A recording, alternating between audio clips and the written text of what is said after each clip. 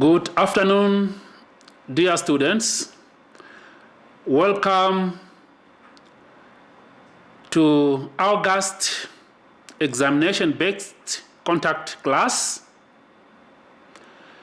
And my name is Lucas Kahare, and I'm the tutor for this subject, Teaching and Learning Resources 2. So I hope that you will listen carefully and pick up the main points, what is needed from you for the August examination. So this examination will be written by those courses listed on the presentation, like B.Ed, DPP, BES, DES, DJP. So you will write one question paper, because if you look at in your study guides, they have common learning outcomes. So you will have one question paper. And the marks, the maximum marks for this subject is 120 marks, okay? And it is 2 hours, 30 minutes. So you make sure that you are prepared before you come attend examination. And also, I hope that you all submitted your assignments, and you will receive your result if you didn't receive. So you will receive your marks for the assignment for you to know where you stand before you enter the examination. So let me simply explain the assessment procedure for this subject, Teaching Learning Resources 2.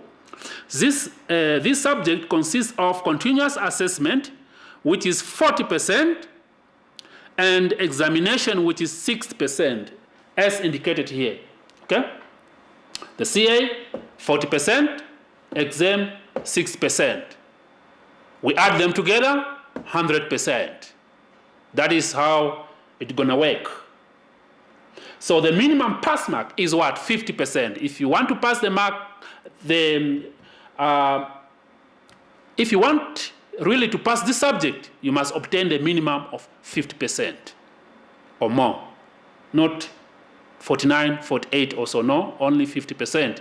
And also to qualify for the examination, you have to get, your assignment at least 50% for you to qualify for the examination.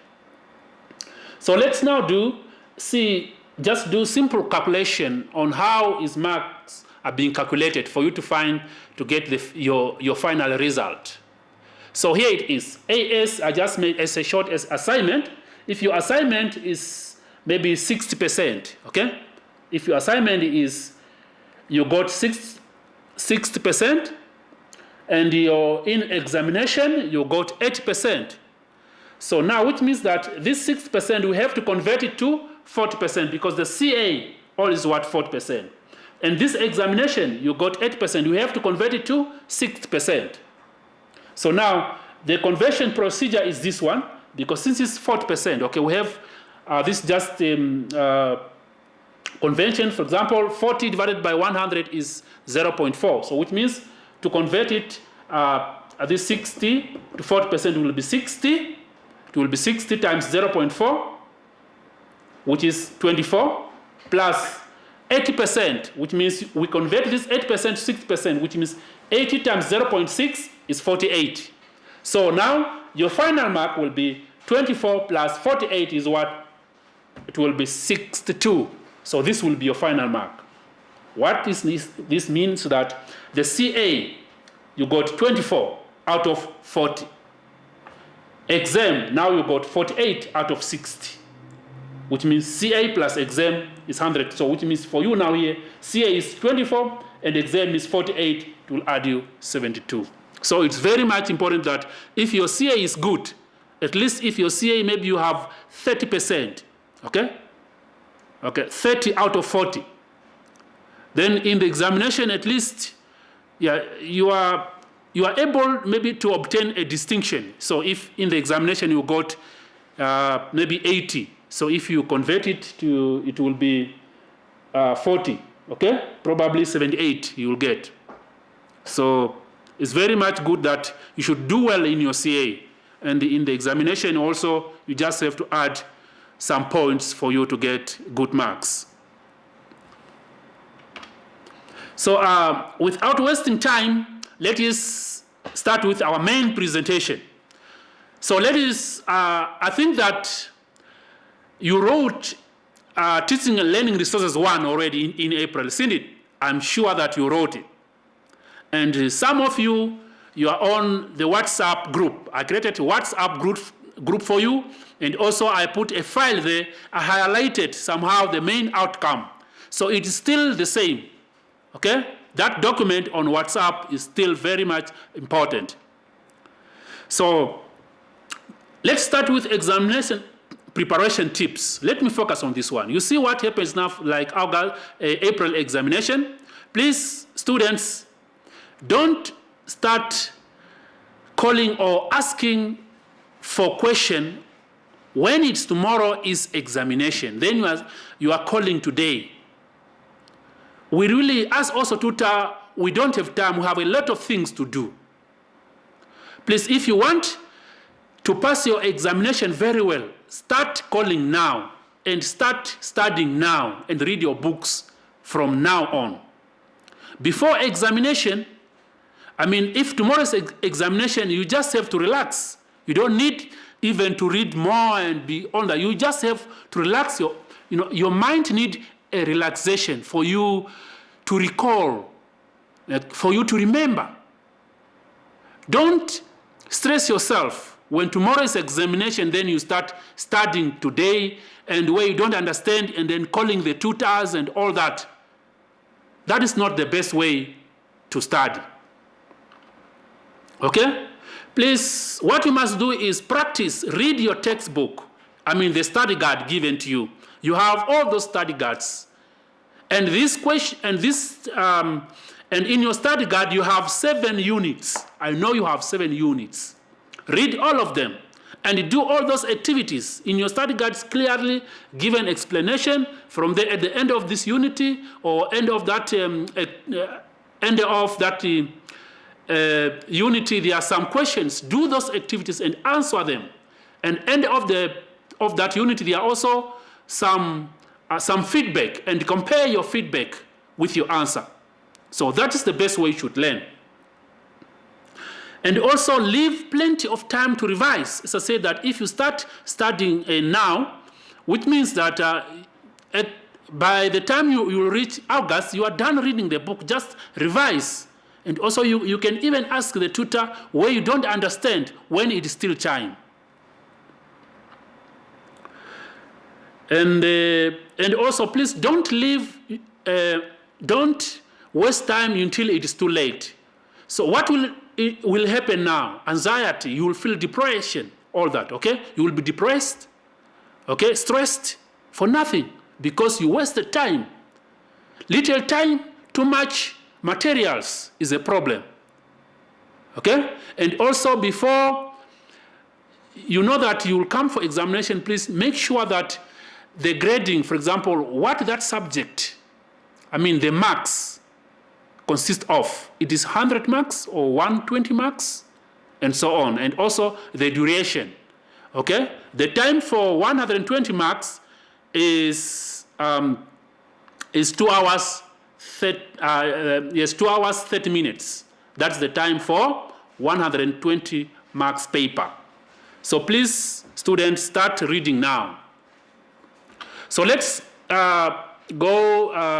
let's come to our next item, that is course learning outcome, okay? Your study guide, all of them consist of 7 units, and each unit has some subtopics and activities. So in unit 1, you will learn about general and creative resources suitable for different learning areas and subjects. In this unit, what are you going to learn in this unit? You learn how to apply resources in learning. For example, how can you use a magazine, a newspaper in teaching maybe history, in teaching mathematics, in teaching English. How you can use those resources in teaching different subjects. Okay? You are able to explain in those areas. Okay, please? You're able to understand that. And also, how can you use, for example, diagram, okay, charts in learning? For those who are doing bachelors of education, yes, there's the diagrams, okay, like the charts, the start, the end, the process, all those diagrams for those who are doing it. Okay, but if that learning outcome is not in other, so I make sure that I separate the question, okay, is where it comes, choose. From the following question, choose one, okay, because where there's learning outcome different, so I make sure that there's a choose possibility, you have to choose question. So that is the main way you should concentrate in this unit 1, okay, how you apply resources into teaching. So those are where you should focus. And also in unit 2, there you learn, for example, evaluate and apply the use of computers in primary setting. So in this one, you learn what is computer all about and what is computer consists of, the parts of the computer. And some computer terms like what is a megabyte, what is a gigabyte, okay? And all that. And also you learn why is computer important, okay, in teaching, okay? Okay, computer assistant instruction. Okay, you will learn also in this. Okay, the CAI is also you will learn in this. Please know those computer terms. Okay, and also how you should, for example, introduce a learner into using computer is also in this unit. You should know that. Okay, how you are a teacher now. You are a teacher for ICT. So how you should introduce them to parts of computer. So that's also important.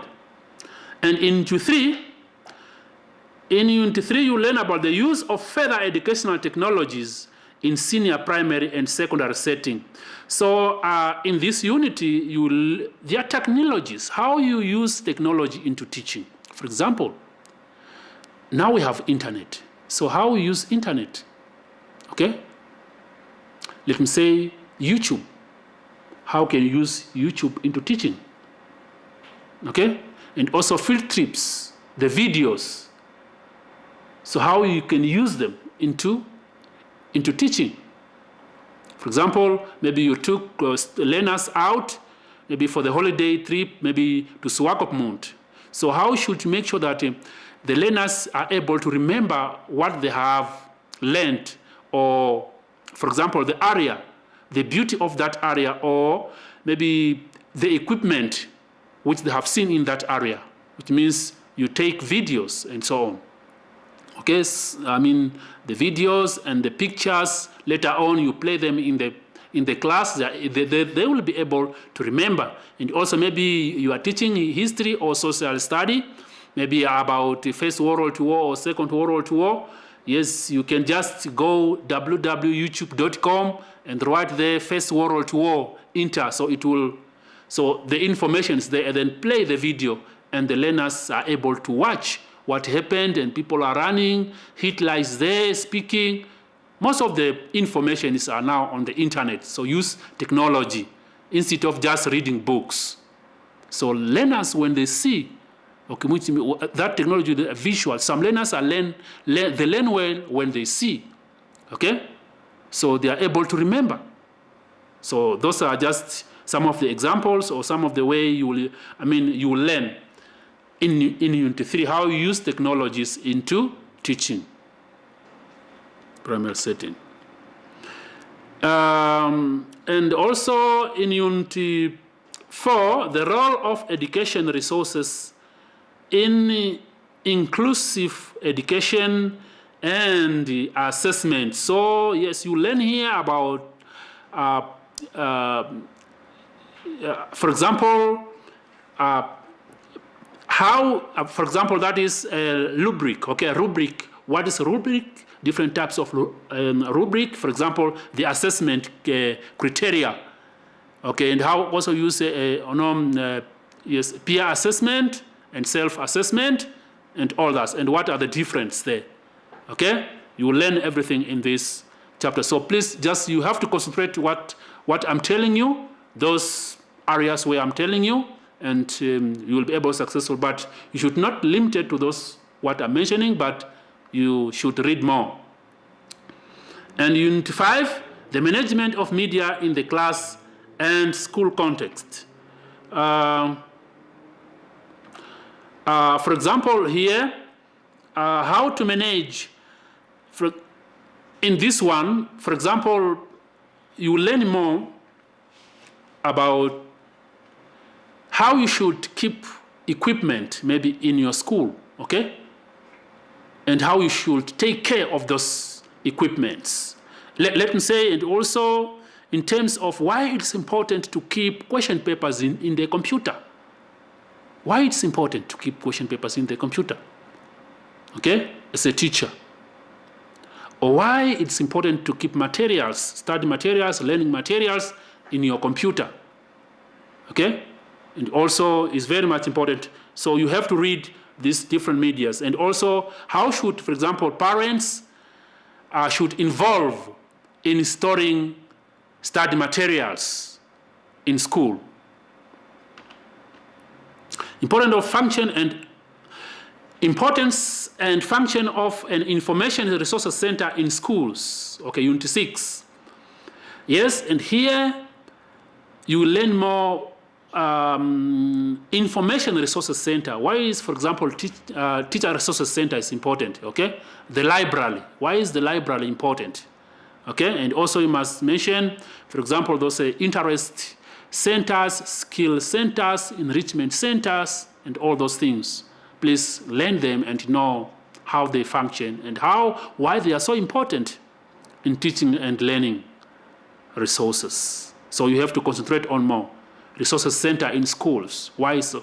And also why it's important that teachers should create materials. Okay, all of them maybe. Why it's important that teachers should come together maybe to create materials so that for them to use. Why it's so important for them to use that?